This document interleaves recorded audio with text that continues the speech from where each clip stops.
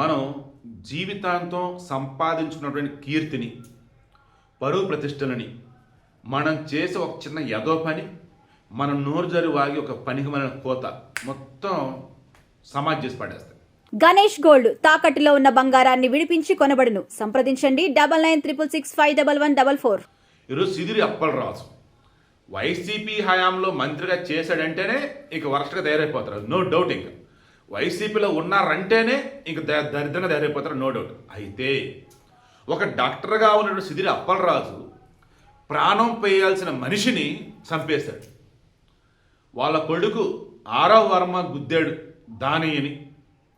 అప్పుడు ఈ సిదిరి అప్పలరాజు ముందు చెప్పింది ఏంటి? ఆ దానయ్యకి సిపిఆర్ చేసి బ్రతికించడానికి ట్రై చేసాం, బట్ ఆ మనిషి చనిపోయాడు అని చెప్పారు. అది పచ్చి అబద్ధం.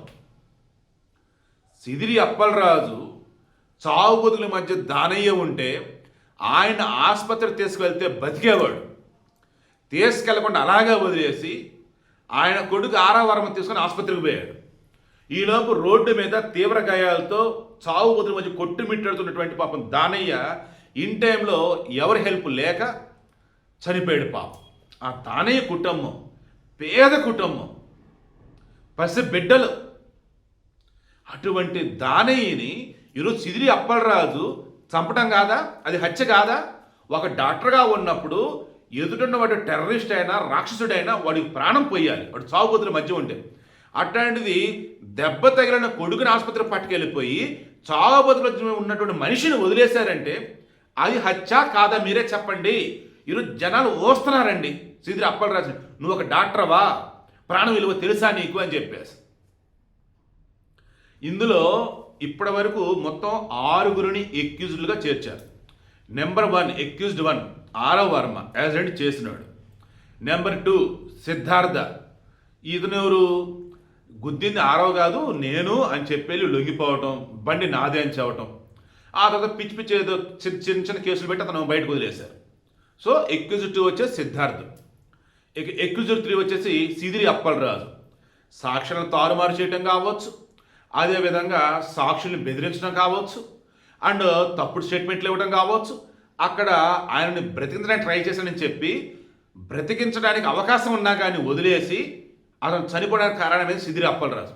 ముందు సిదిరి అప్పలరాజుని A1గా చేర్చాలి ఇక్కడ. ఇక A4 వచ్చేసి అల్లు వెంకటరమణ. ఇతను ఎవరు? సిదిరి అప్పలరాజు దగ్గర సీన్ అనబడి అయితే డ్రైవర్గా చేస్తున్నాడు.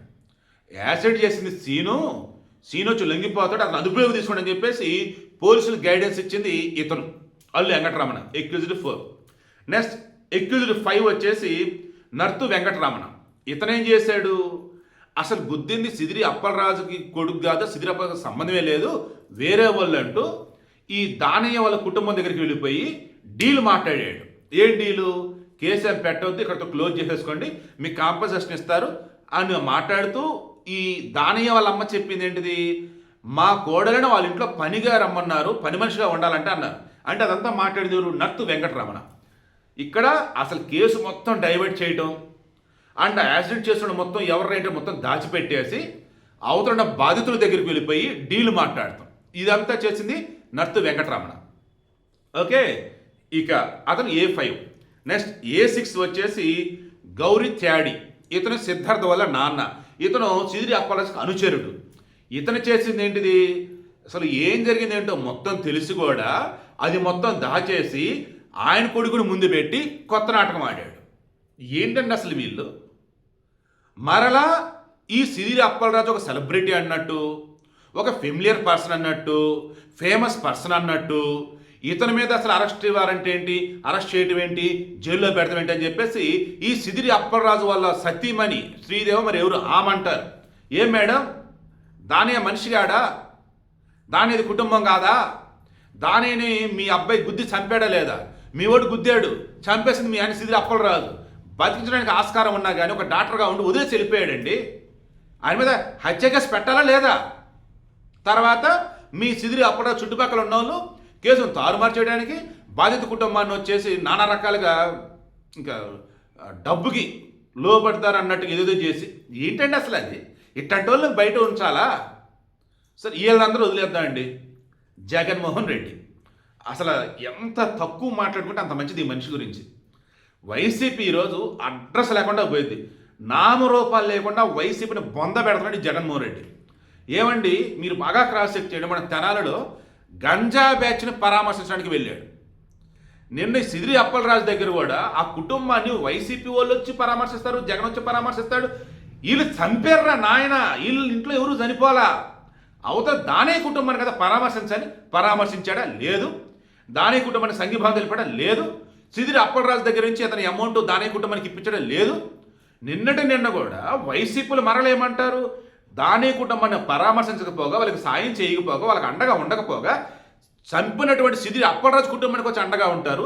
సిదిరి అప్పలరాజుని అరెస్ట్ చేయొద్దు అంటారు.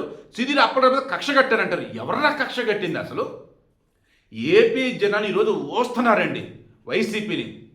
ఏదో అనుకున్నాం కానీ ఇంత వరస్ట్గా ఉంటారని అనుకోలేదు.